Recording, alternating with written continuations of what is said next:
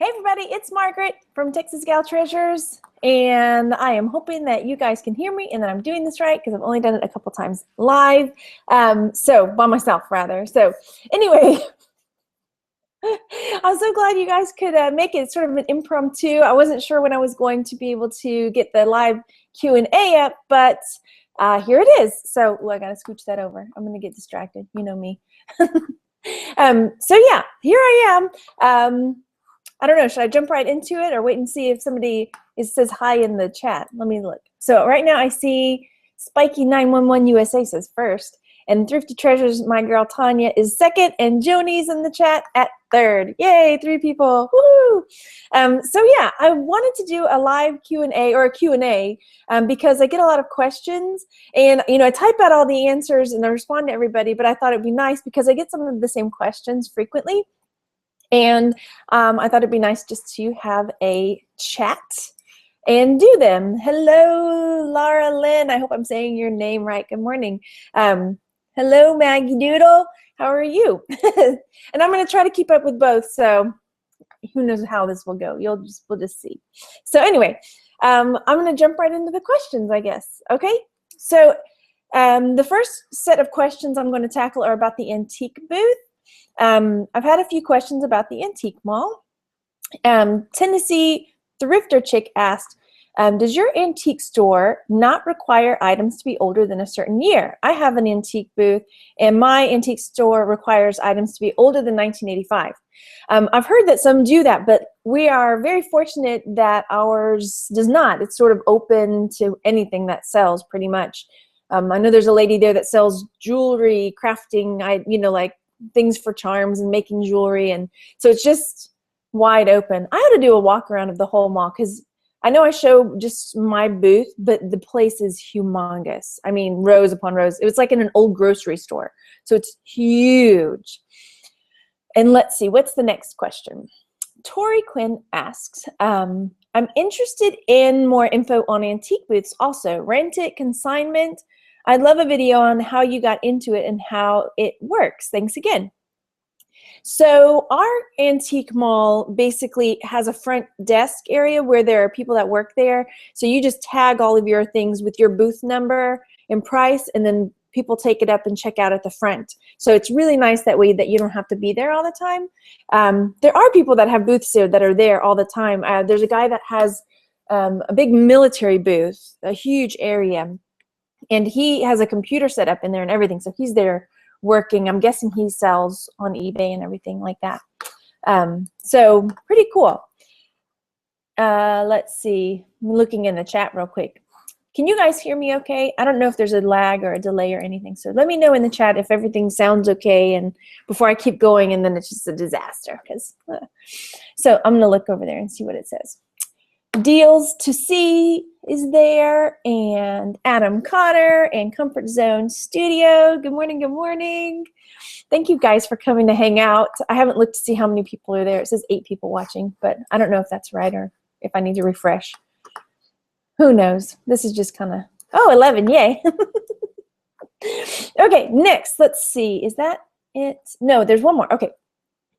Jessica Australia asks, do you have a video about your booth, like cost to have one and who takes transactions, etc. when you aren't there? I don't. I have, oh gosh, something happened over here. Hang on. Sounds great. Oh, thanks guys, thanks guys. I don't have a specific video about that because most antique malls or booths, they kind of, different places have their structure differently. Ours, I say ours because Tanya is also there. Basically, there are different sizes of booths at different prices, obviously smaller for less expensive. And from what I hear, our rents are pretty reasonable from what I hear from other people. The last booth I was in was $125, and I just moved to a corner booth that's $150 a month. So it's really reasonable. And I think Tanya's, she's got a smaller booth, so hers is less than that. Let's see, who takes your transactions? Okay, I already talked about that part. It's really nice because you walk in and it's like, cheers. Everybody knows, like, hey, that's Margaret. No, they don't really. Okay, so those are the antique questions. Are there any other antique booth questions in the chat? Let me see. I don't think so. If you guys have any questions and you're in the chat, let me know. Let's see. Crimson Cricket, hi, and Kara Fontanes. I hope I said that right. Tanya says hers is $90 a month. She's got a nice booth, man. And I remember when we went to look at it, there was somebody else in there, and it was just kind of jam-packed. But she's really made it look nice. She just posted a video of her booth recently, and she's really, it looks really good. She makes her space work. Okay, let's move on. Okay, so the next, oh, is that a question? Let me see. $150 a month. Oh, Adam says they charge $150 a weekend here. Is there a subscription option for Etsy to get more sales? I'm gonna copy that and I'm gonna put it with my Etsy because I have a section that I'm doing Etsy questions. So scrolling. Oh my gosh, did I lose it? I think I did. I'm not talking. This is dead air. So I'm gonna sing, but I'm not talking. Okay, I'm gonna go ahead and just answer it. So is there a subscription option for Etsy to get more sales? Not quite, but they do have a thing where you can promote certain listings. I'm not sure if that's what you mean. Like there's a way to promote certain listings. I don't know if you've looked at Etsy, and every now and then you'll see like a row of pictures of things when you do a search and it says add and a little box on it. Those are things that people have paid extra money to. Let's say I search, gold rings. People that are selling gold rings could pay for a promotional, to have that come up in one of those little ad boxes. They pop up at the top, and then like midway they pop up again, different ones. So you can pay to have your whole store do that, or you can pay for certain sections or even certain items. Like I just want to really push this item, and they also have a scale, like how much you want to pay and how much. And if it's still the same way, like they don't charge you like a flat fee really. It's however often your ad ends up popping up, then it they charge you for that. It's kind of, I don't know how they work it out, but I've done it in the past, but I've stopped doing it. I mean, I don't know. Maybe I might look into doing it again over, like in the fourth quarter when there might be more eyes there. I don't know. Let's see. La-di-da, la-di-da. I missed something. Hi, KSCH, and Weeping Girl Poet. Let's see. I have a pair of Jordan shoes, which seem quite unique. I cannot find anywhere. They're a photo. Oh, I don't know about shoes. And Comfort Zone Studio just bought an antique wooden ironing board at an estate sale this morning. I went to a garage sale this morning too, and I got a lot of stuff. I'm gonna have to do a haul video, even though I just did a haul video. But it's a lot of like Dungeons and Dragons stuff. Hey Barbara, how are you? Okay, so we did antique mall, jewelry. Okay, Heather asked a question about jewelry. She said, Margaret, would you ever consider doing a tutorial or 3 about how you source and verify different types of men's and women's jewelry? I would love to learn about these smalls. I am primarily thinking of tie tacks and cufflinks. I'm interested in sourcing these, but I don't want to go blowing money on duds. And if not, can you recommend any library books for beginners? This is Heather in Oregon. I have not done any videos like that, and I was told her I was thinking about like how would I structure something like that, because there's just so much out there. I mean, there's so many different, especially in women's jewelry. I mean, there's just so much with costume jewelry and so much with fine jewelry and so much, the gamut is humongous. With men's jewelry, I take the plunge on a lot, but I don't pay a lot, so I feel pretty comfortable. And if I see cufflinks and tie tacks, if they're $3 and under, I buy them, and sell them and list them. So I've never really had too much of a problem. Yeah, I have some that still sit because they're not quite as desirable, but for the most part, because they're cheap, I think $7 is maybe the most I ever spent on a set of, it was like a cufflink and, what's the word I'm thinking of? This is the sign language for the little studs that go in the tuxedo. I made it up. Anyway, so it was a Christian Dior set like that, and I think I spent $7. That was the most. So, I mean, because usually it's $1 or less on cufflinks and tie bars and things, I don't mind But I can see, you know, and let you know. And I've had people ask me before too, do I only buy ones that are name brand? And no, I don't. The ones that I sold, I guess a year and a half ago, 2 years ago, they were 14 karat gold and jade. They had no markings on them whatsoever. But because, you know, but I bought them and sold them. And if I'd gone by the rule of only buying things with markings, then they still looked like good quality. So I probably would have picked them up anyway. So, okay, let me go look in the chat and see if I'm missing anything. Let's see. Hi again. And let's see. Adam Cotter says, are there any tips or tricks for a new Etsy seller? Do you source things just for Etsy, or do you always cross-list them?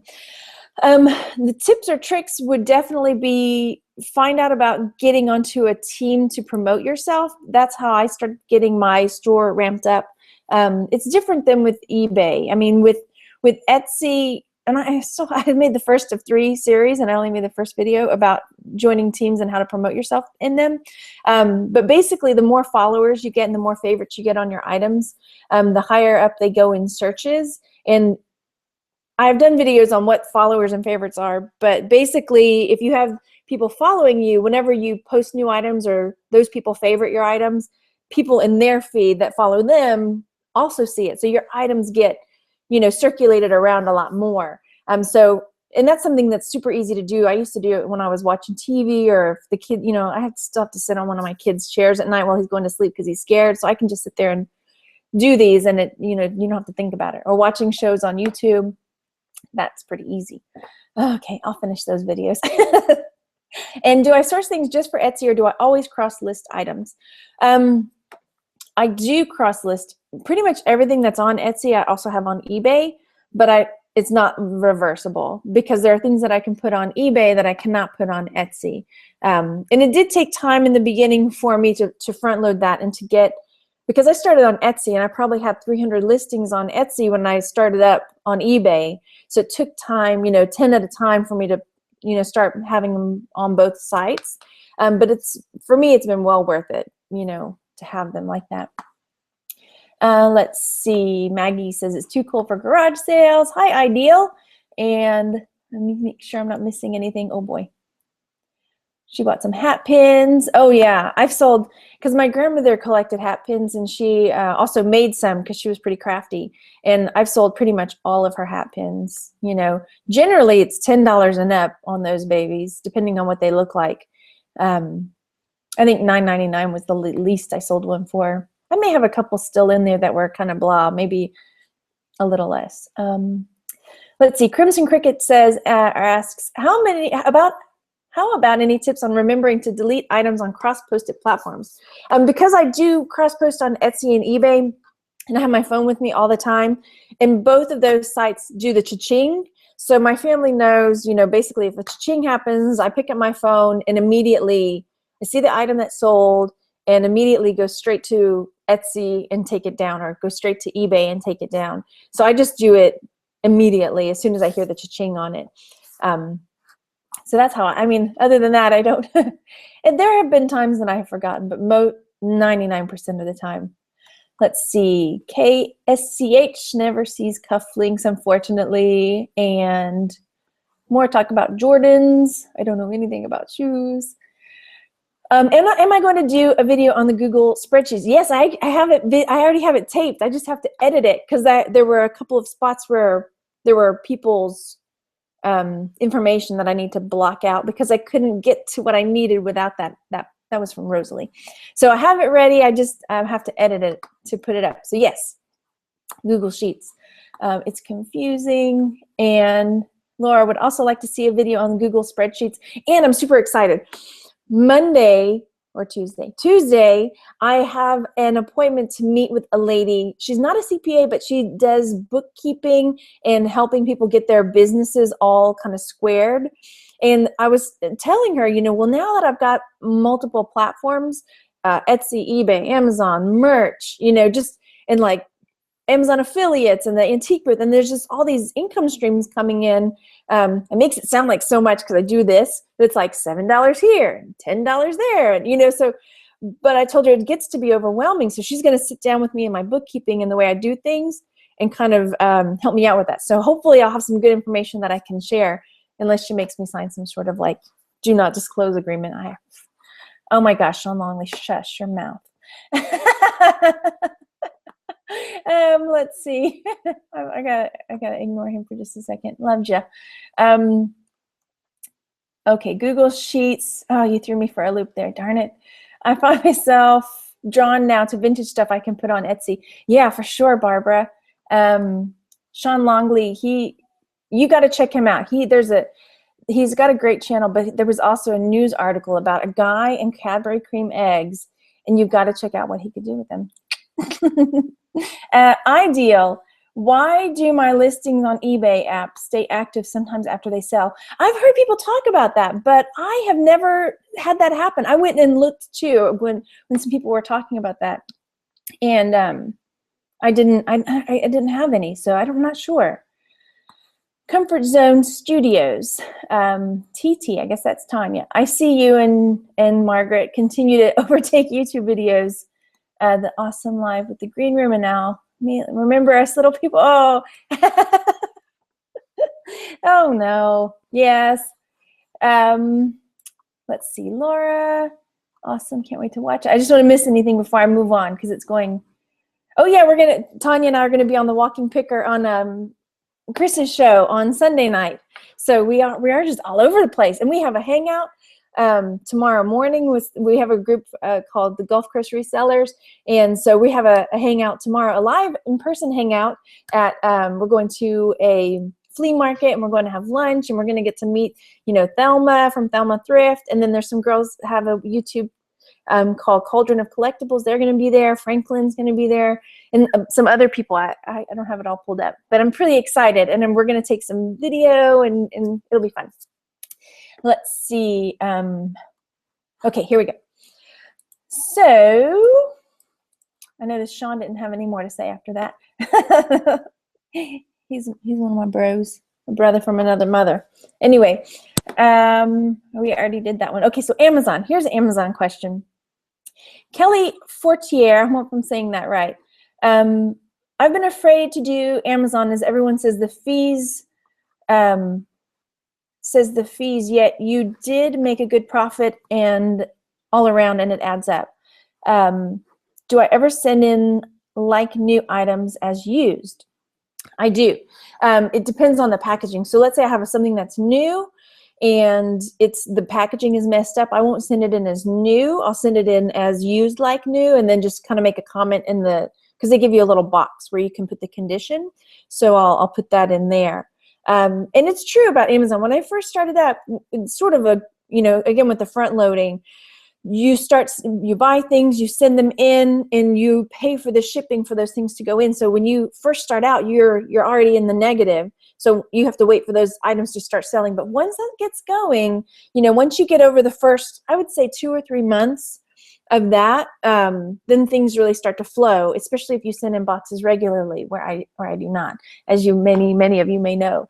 But next week, I think Tanya and I had talked about possibly doing an Amazon challenge, because this week we did the eBay listing challenge, which I am more than halfway there by tomorrow morning. So, well, who knows? But so I think we had talked about maybe doing an Amazon challenge next week. So throwing that out there, Tanya, you should have saved those boxes for next week. Okay, another Amazon question. This is from Anani G. Which scanning app or device do I use? Okay, and I was talking to Tanya about this yesterday too. I'm going to show you on my phone. So this is the Amazon Seller app. This is the one that I use when I scan like a book or something. This is a book I scanned earlier, and it'll tell me. So if you can see, there's a scan button there. And so I can scan the book, and then it'll tell me, let's see if I can turn it where you can see. Boop. It's loading. Down here, I can select new or used, and it will let me know about fees and things like that. I used to use the Profit Bandit app, but then I just got tired of paying for it. So it was a good app. Oh, hang on. Okay. Yeah, it was a good app, but I just, I got tired of paying for it. I have another Amazon question, and then I'll go check the chat. Cindy Roach, how do you determine whether something should be listed on Amazon versus eBay? So on that one, most of the time, if I can get more money for it on Amazon, I'm going to send it into Amazon. And there are different, I know Tanya does really well with, selling some books and things on eBay that have sat at Amazon. And I don't do merchant fulfilled, I never have. So for me, it's, it's all getting sent in. Are these, and she also asked, are these ungated categories, or do you have to become ungated? I think you have to become ungated in a lot of categories. I think books is still open. I don't think you have to be ungated in books, but I hear that it's getting harder and harder to become ungated. So I don't know much more about that. Let's see. Is that it for those? Oh wait, here's another. No, there's a couple more Amazon books. All right, Amazon questions. Let me look over here first. Can't wait to watch it. I think that's the, oh boy. Oh wait. Let's see. Pinch and Pay says, hey Deb. She says, ideal. Are they good till canceled? If they are good till canceled, they sell, and you have a box checked in your settings called inventory something. Oh, is this for the people that have things still active? Ideal. Are they good till canceled? Oh yeah, okay. Inventory something in your settings and it will leave your item in the active listings. Oh, I'll have to look at that because I don't know about that. Sean asked, did I sell my gold yet? Yes, I did. So those the cufflinks that I got that were 18 karat gold, I went and sold those last week. So that was really nice. I got a nice payout from the gold man. Tanya took me to her gold man, and I sold them for $450, or I walked away with $450. So it was nice. I took my family out to a nice dinner that night, my parents, the kids, everything. So it was good. Hang on, I need to screenshot what Deb said so I can go look at it too, because the chat goes away. There we go. Okay, so I can check that out. Oh, thanks, Tanya. 42 watchers. Yay. Let's see. I used to sell lots of books on eBay, nothing lately. Comfort Zone Studio asked, do I get many returns? No, I don't get too many returns. I had one last month, but I just refunded. I didn't ask her to send it back. The item was not quite what she thought it was, or the condition was not quite right. So I just said, keep it. It was like a $12 item, so it wasn't a huge deal. I think I spent $3, $2 or $3. And what's your first choice of groups to get ungated in? Crimson Cricket asked. Personally, I would probably grocery. I mean, Toys is already open, right? Is Toys open? If not, do Toys. But books, toys, and then grocery, because that's the most I find. I mean, personal care and beauty items is also another really good one, because that's stuff you find all the time as well. So grocery, personal care, health and beauty, that type of stuff. I'm ungated in other categories, but I don't find those things as often, or go out looking for those things quite as often. Okay, here's my other questions down here. How we doing? Wow. Okay. Debbie Fritz, hey, she had a question. She said she had a bad experience on Amazon when she started, and she hasn't gotten back. And she says, I keep watching all these animal hungry Amazon sellers, and I need to have your mindset, the casual sourcer. I love it when you say it brought me home X number of dollars, and take off $1 when okay, where's the question? Let's see. Do you prefer the seller account? I think that's the one where you have to, have 40 sales, instead of doing just like the individual one. I do, because if I don't have the seller account and I sell more than 40 items, it's $1 per item on the fees. But if you sell 40 or more and you have it, and then the fee, it's like a $39.99 one-time fee. And if I give you bad information in the chat, if I say something wrong, or if I'm misunderstanding your question, tell me, because that happens. Okay, that's good. Okay. Let's see. Defracat1 says, it looks like in the video that the O-Town was a penny book. What made you decide to pick it up? Well, when I scan things, it'll show, books that might be a penny book, for people that are selling merchant fulfilled a lot of times. But on, if I check to see who's selling it on FBA, then normally there's, you know, different variety. I don't see as many penny books FBA. Maybe I'm mistaken, but whatever it is, the magic of the scanner, that's how I, you know, choose. I don't, and it was one of those too that I picked it up. I was like, what? Okay, nobody's going to want this book, but hey, somebody did. So, oh gosh, is that the same question, or did I scroll back? Let's see. Has anyone noticed an increase in sales on eBay? Oops, sorry. Hang on. Melissa Cocker asks, has anyone noticed an increased sale on eBay and think it may be linked to the fact that has not been many listing promotions this month? I definitely have seen an increase. I've had an increase too, and I have also noticed there was not another listing promotion. I had one that was like auction style, free auction style listings in certain categories, like 2 categories or something. But I don't know if the increase is because of that or because I've been listing a lot this week. So, and Crimson Cricket, I already talked about how do I remember that? When I get the cha-ching on one, I automatically go and take it down on the other. Good morning, Dwayne. How are you? Okay, let's see. I still have some more Amazon questions. Okay. Oh, let's see. I think this is Giddy Up Gal 4. I like your name, by the way. She says or asks, when you send in items, is there or do you have a minimum you will send in, or is sending 1 or 2 in viable? I have a giant pile.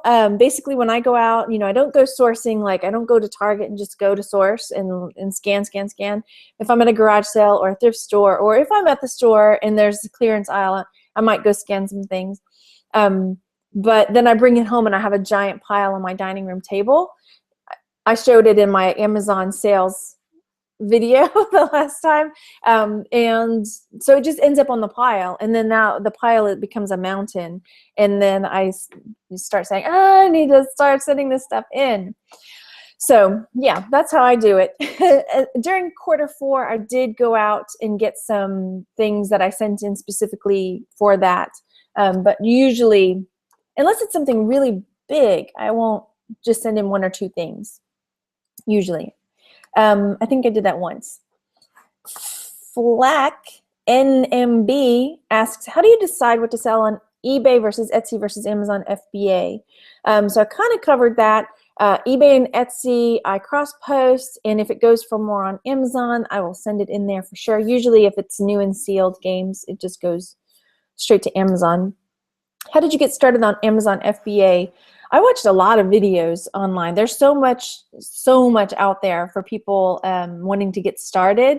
And then I just started scanning books, mostly, and some people have said, you know, like, Yang, start scanning things around your house. I mean, we have tons of books. So I just started scanning lots of books, and that's, you know, start small for sure, and figure it out. It's once you get the hang of it. I was really scared. I was really worried I was going to mess up bad and Amazon was going to ban me forever.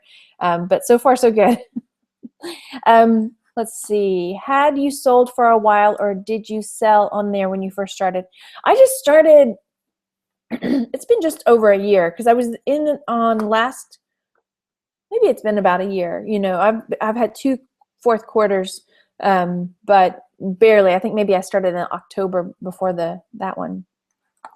The fees on Amazon are so high, I'm surprised anyone sells on their site. Why do you sell on Amazon FBA?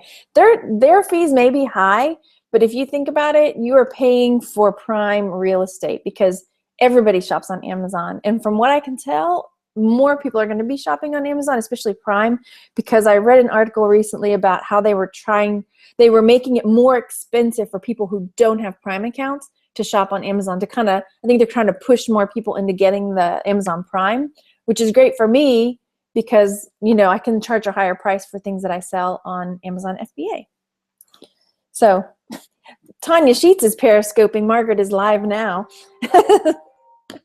I'll have to watch that later. All right, I'm going to check the chat before I go to the next question.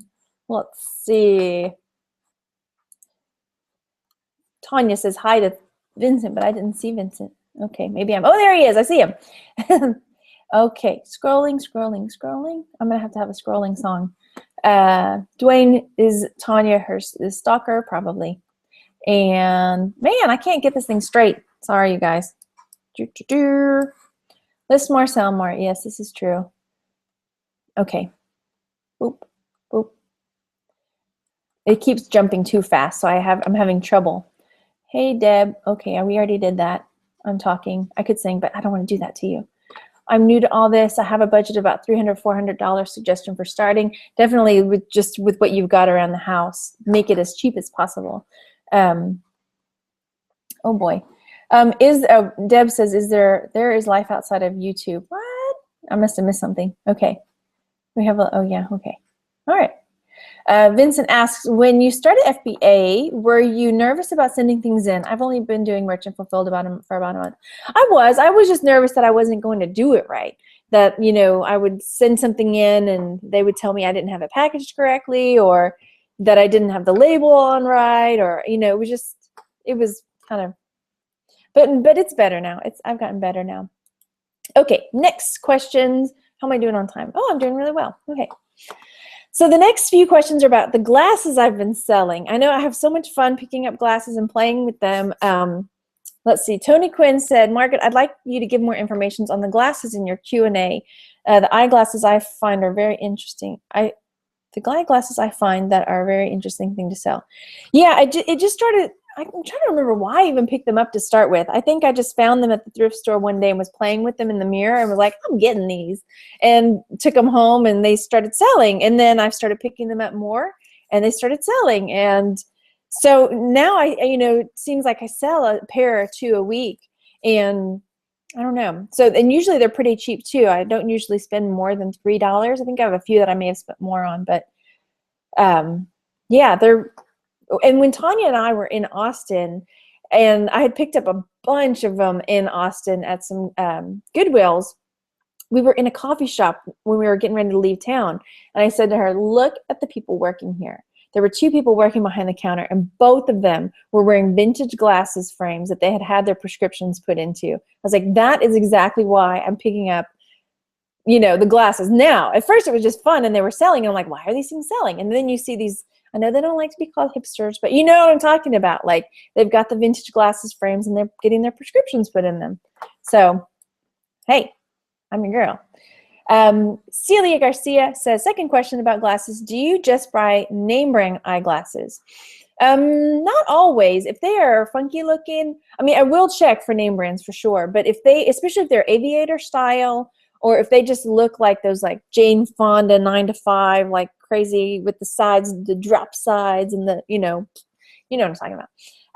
Then I'll pick them up. But also there are, and this is another thing, there were a pair of eyeglasses that I sold. I think the brand was called Safilo, and they were men's eyeglasses from the 80s. And the guy, sent me a best offer on them, and apparently he collects that brand of glasses. So there are people that collect vintage glasses out there. There are people that collect everything. So that just opened my eyes even more. Like, okay, all right, vintage eyeglasses and aviator eyeglasses. I'm on it.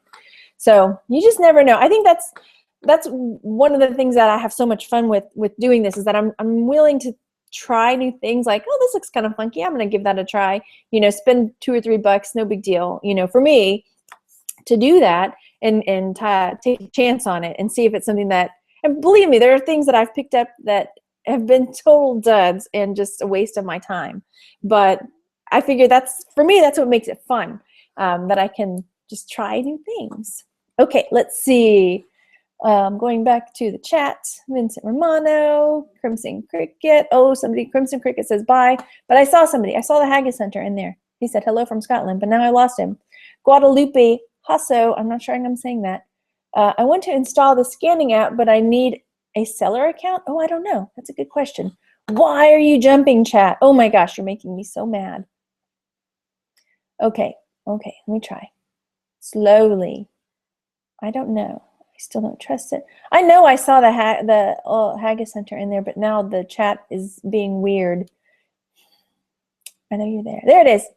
Greetings from cold and sunny land called Scotland. Hello. And somebody said they like being called a hipster. Brenda asked, does anyone go to bump sites? I don't even know what bump sites are. That sounds like, I don't want to search that in a Google search because something might pop up that I'm not sure about. Make sure the kids are out of the room. Hey, Garland girl, how are you? What do you do with all the stuff that doesn't sell? Okay, great.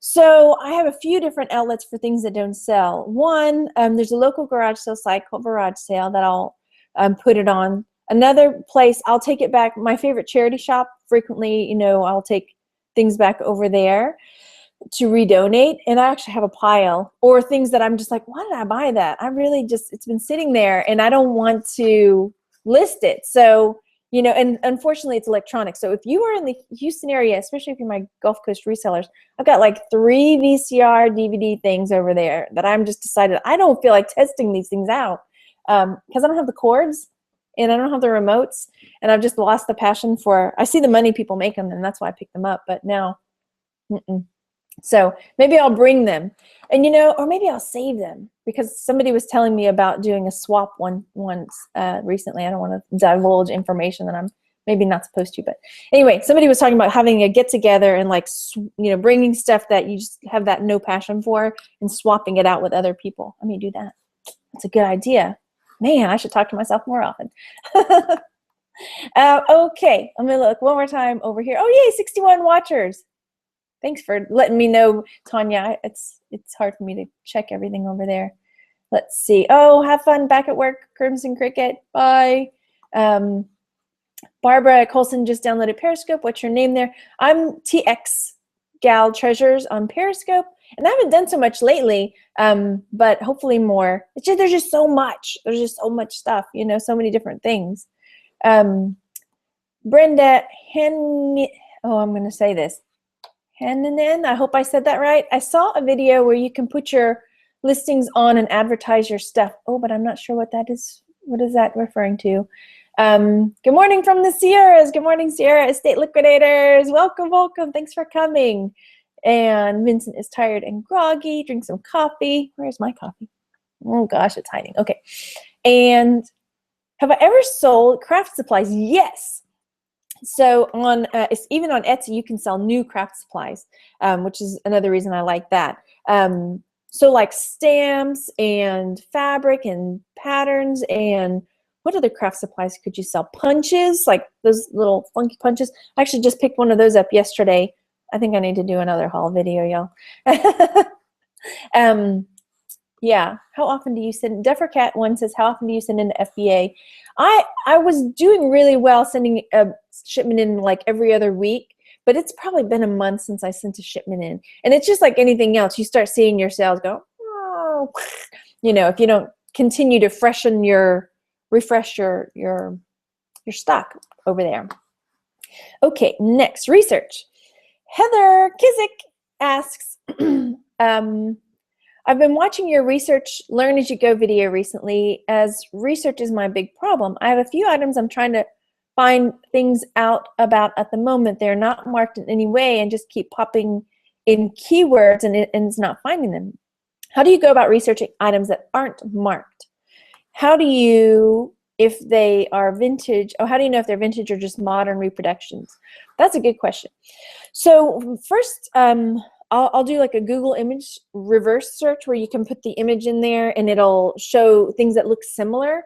So that's one option. Another option is I ask my mother, because she knows a lot about stuff. And then depending on what it is, you know, I made a lot of friends from YouTube and Facebook.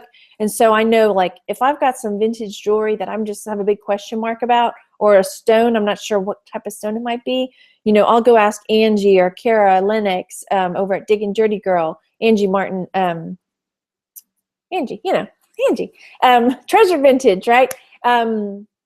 So it just depends on what it is. You know, if I've got something 50s vintage, I might go say, hey, Vincent, I need some help. You know, what is this thing? Or if I've got, you know, just like knowing your people and who knows their stuff in certain areas. If I find a men's something, I'll go ask April or Ronnie, or, you know, and just kind of knowing who you could go to ask for advice. Also, the whole vintage or modern reproductions, that's a tough one, because there are some modern reproductions that look vintage. Like I have just recently this, what is it? Oh gosh, It's a Indian axe head. And I looked them up. I showed it in the video, and people were like, I think that's what it is. It's not a giant green candy corn. Don't eat it. But when I looked it up, yeah, it looked like those. But the one I have is really smooth and really nice and really green. And so I think it might be like a reproduction one, but I'm not sure. So I don't know. That's a good question. It just kind of depends. Okay, let me look over here real quick. Duffer Cat, hi. I'm sure I'm missing people. Cindy Banks, hi. Rosalie Thomas. Oh, thanks. Oh, did you ask people to hit the like button? I forgot to do that. Thanks, Tanya, for looking out for me. Okay. Oh boy. I'm trying to see. Deals to see. Hello. Oh, you're the one that asked for hitting the like button. Thank you. Thought I would get, okay. Oh, you did too, Tanya. Thank you, thank you, thank you. Brenda Hanyan. Okay, sorry, that's what a bump site is. Power Selling Mom was the video I'd seen. Put your listings on and it's a free traffic site. Okay, I'll have to look at that. Cindy Banks. Okay. Before I move on, I just want to make sure. Arrowhead. Okay, yeah. It was really big though. If you saw it, it was big. Should tell you my real name. Hi, I'm Janice. Hi, Janice. Okay, next, here we go. Next topic, videos. Question for you. If I watch the videos and click on the links, do you get paid more? Oh, I think so. So I think that's the thing where the ads are. And I know people think that you make YouTube videos and you get all this money. No. If you get a little bit, it's definitely not minimum wage based on the time put into the videos. So there are people out there that I'm sure make really good money on it, but yeah. Okay, the next section is about totaling profits. KSCH asks, Margaret, what programs do you use for totaling fees and profits? Love your videos and live Q&A. That would be awesome. I'm going to show you in my, when I do the spreadsheets, I'm going to show you the two that I use for eBay and Etsy. The calculators are like final value fee calculator. There's two different ones that I use, one specifically for eBay and one for Etsy. I meant to pull those up to show you in screen share, but I didn't do it. I forgot. And then shipping wrapping paper. Bonnie Coakley asks, congrats on your sale. How do you ship vintage wrapping paper? And that I do have. I'm going to show you. Here we go. This is vintage wrapping paper, and it has been packaged up. And then the person canceled the order. So you get to see reverse order how I ship. So this is a poly bag, poly mailer that I have it in, but I don't just shove it in there. I'll show you how I have it. Oh my gosh, maybe I should have gotten scissors. I'm opening it old school style. Tear it, right? And so when you open it up inside, you'll see I have cardboard. I keep bits of cardboard. So here's my bits of cardboard, and I wrap it around that. And then this is my wrapping paper that I have it wrapped in, fancied up. And then that is the vintage wrapping paper that the person bought. So it stays, because it's wrapped in, it's in this cardboard, it stays more or less firm, or, it doesn't get all bent and crooked and everything. Cleaning. Melanie, oh, is that the last question? Oh my goodness. I think I went through everything really fast. Awesome. That's okay. Melanie Burkholtz asks, she says, you mentioned using a dry erase marker to get permanent marker off Goodwill purchases. I'm sending in my first Amazon shipment. I need to get some marker off plastic wrapped items. What color dry erase marker do you use? It doesn't matter. Like I've used blue, black, red. I'm going to show you too on a couple things. So here I've got this one. It has to be like a slick surface. So here this one's written on this one. And this is my dry erase marker. I learned this when I was a teacher too. If you write, because sometimes the kids will accidentally pick up a Sharpie and write on the whiteboard in the classroom, and oh, it freaked me out. But same deal. You can take this and rub over the whiteboard on the permanent marker and it will come off. So you just, let's see if I can do this neatly. Color on that and then get a napkin and wipe it off. See? All gone. And then I was going to try it on this. Somebody asked about the face coasters. They said, what's the brand of the face coasters? I want to buy some. These ones are called Gentleman's Club. I don't know if you saw that last video. face mat. This is what it looks like. Yeah, I had a lot of fun with these. I'm gonna keep them. And then I had somebody send me write a message. Okay, enough already. You shouldn't have done them all. So this one's not quite as slick. So we'll see how it does. Since I'm keeping them, I can show you. So I colored on it. You're watching me clean items. Okay, see, that one didn't work so good. See, it kind of left a blue residue on there. It's kind of coming off. But yeah, because it's not as slick, it didn't do quite as well. Here's some cards. I think that's enough, though. You get the idea. I could try those cards. My dad brought cards back from the casino. They have a hole drilled in them. For the kids. For the kids. Okay. Let's see. I'm going to go back through okay. Oh, boy. Okay. Bump site. Oh, dear. I am not going to sing. Oh, boy. I'm trying not to. Often I'm getting caught up because the chat's like really jumpy. It's, yeah, like I drank too much coffee. Blah diddy blah, done, thanks. Okay. Blah blah blah. Yes, Tanya, you are a kick-ass friend.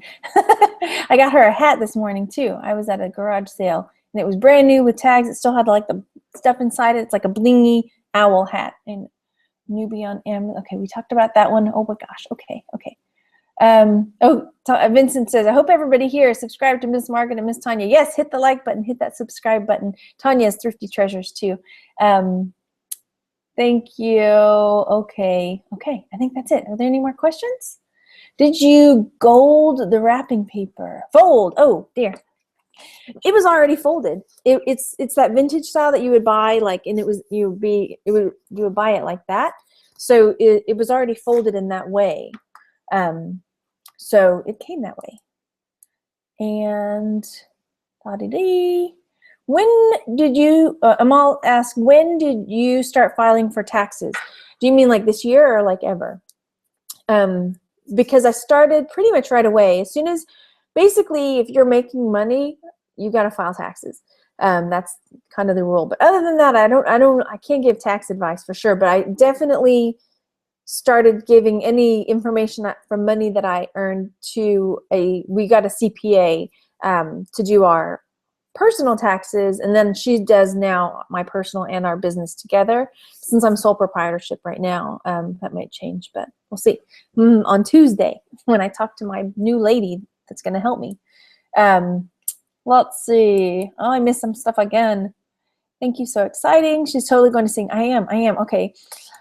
She's going to sing down. Sweet dreams till sunbeams find you. Okay, that's what I sing to the kids at night. Do you sell the glasses you mentioned on Etsy, Amazon, or eBay? I've sold the glasses on Etsy and eBay. It just depends. And because I have them cross-listed. Amal, when you first started, I missed something. Sweet dreams to leave all worries behind you. Okay, that's it. All right, those are all the questions. We did it in under an hour. Woohoo! So thanks you guys so much for watching. I'm going to refresh over here and see if there's any more questions before I sign off. And I think it went okay. There was some lag and some dead air, but overall, pretty good. Pretty good. So, okay, any more questions? No? Yes? No? Robot? Till we wait and see? Robot? This is not really the robot, is it? I can't do it. Okay. All right. Okay. Thanks so much for watching, you guys. I'm so glad you took the time out of your day to come and watch. And if you have any more questions, let me know in the comment section below. And I'm happy to answer them. I have so much fun doing this. This is just, I've mentioned it before, but it's like my life changed when I started doing YouTube or having YouTube. I've met so many amazing people, and it has really enriched my life so much that I have people that I can talk to about what I do, because you get it. So I appreciate it. All right. So thanks so much, everybody. I'm looking in the chat. No, I sang a little bit. I did. Tanya, do you want more? Give me a topic. What do you want to? What do we sing? No. We made it this far. Okay. Thanks, you guys. Make sure you go out and enjoy yourselves, and I will talk to you later. Bye. I'm not stopping. I hit stop, but it didn't stop.